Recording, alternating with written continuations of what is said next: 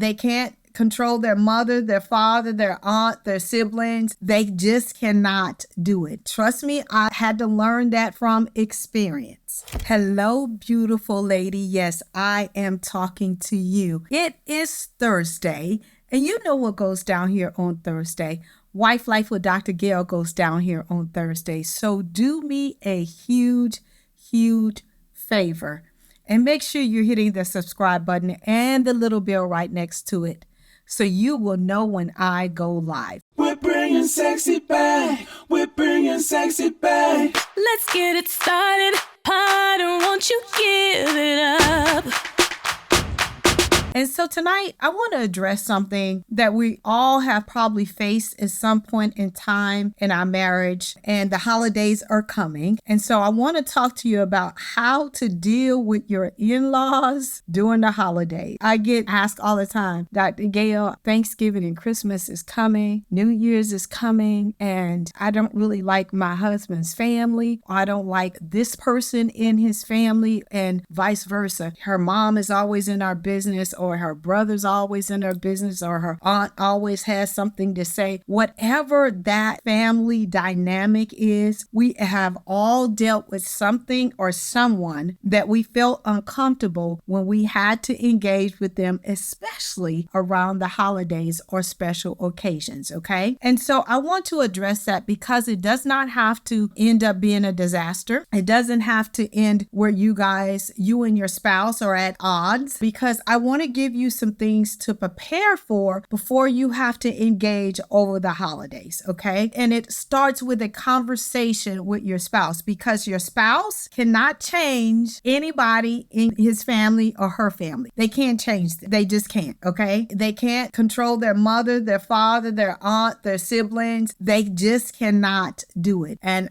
trust me, I had to learn that from experience. Gail had to endure, and I had to endure as well. Okay. But I had to realize that when things were happening on my side of the family, that Gail and I needed to be a united front and vice versa. Had it always been that way? Absolutely not. Because again, my family is my family. And in my early years of marriage, if me and you don't work out, that's still going to be my mama, my daddy, my brother, my cousin, all of those kind of things. That was my mentality, as well as Gail saying, well, that's going to be my mama, that's going to be my brother, that's going to be my cousin, that's going to be my aunt, and it is what it is. And so when you're in this power struggle, but you want to engage and infuse both families together, then you have to learn some coping skills, and you have to learn your role and your place, okay? So I want to talk to you about 5 ways to deal with your in-laws and your extended family during the holidays, okay? Is it going to be perfect? The answer is absolutely not. Is your situation what Gail and I's situation was years ago? Absolutely not. And it could be, but I'm just going to give you some things that we implemented, and it literally changed how we showed up when he was dealing with my side of the family and when I was dealing with his side of the family, okay? Number 1, plan ahead. If you know that you're going to engage with either side of the family and there is some tension, you need to plan ahead. You need to talk with your spouse about your concerns and how you guys want to have a united front in handling them. I.e., whenever I walk in the door, your family does not speak to me. I'm just using this as an example. How do we handle this? It could be, did y'all see me walk in? I know you see me walk in and nobody can speak. That's not a way to start a family gathering, right? So the best way to handle it is that you go in, you tell your spouse, we're both going to speak. If nobody speaks back to me and they just speak back to you, I'm not going to even get upset. I'm going to manage my expectations. But you need to have a conversation, because again, you don't want to say, you see, I told you they weren't going to speak. And then you and your spouse get into an argument, and the other people who are witnessing this is happy about you guys being divided when you get there. So have the conversation and come up with some tools and strategies and how you guys are going to stay united in that situation. So plan ahead. Number 2, and I've already said it, present a united front. You guys are one, and you're going to have to go back to your own living quarters. You're going to have to deal with one another after you leave that family function, and you do not want to cause chaos in your household all the way home, and you explode or he explodes over something that you guys should have talked about. That's why I say plan ahead. I've been there and done that. So plan ahead and present a united front, and allow your spouse to take the lead if someone is getting too much out of control. You don't be the person. So talk about it. If this person is saying these things to me, I would appreciate it if you step in and say, not today, we're not doing that, or whatever. Present a united front. Okay. Number 3, set limits on the time,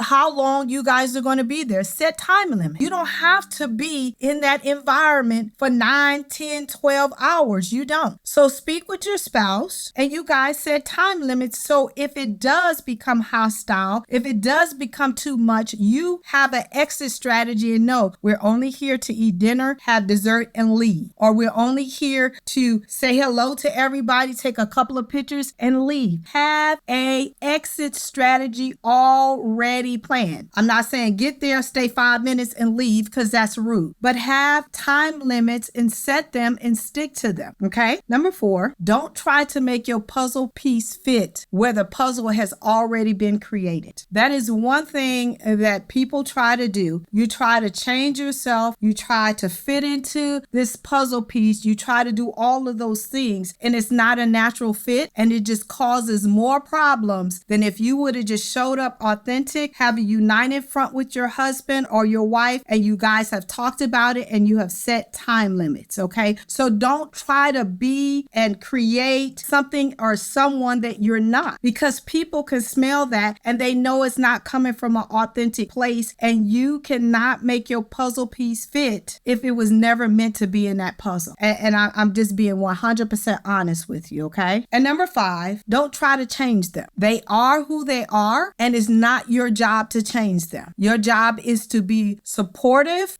to your spouse, be polite, don't have a lot to say unless you're being spoken to, and be united with your spouse. And if you're the husband and your wife is visiting your family, you need to be the vocal person for her, and vice versa. You're already part of the puzzle. Okay? And a lot of times we think that we want to resolve issues and do all of these things because it's the holidays. This is not the time nor the place to try to resolve major family issues, because it just gets out of control and it becomes something much bigger than it should have been. Okay? I pray that this is going to help somebody deal with your in-laws and extended family during the holidays. I love you guys to pieces. I am here every single Thursday at 8:30 p.m. Eastern Standard Time. I will see you next week.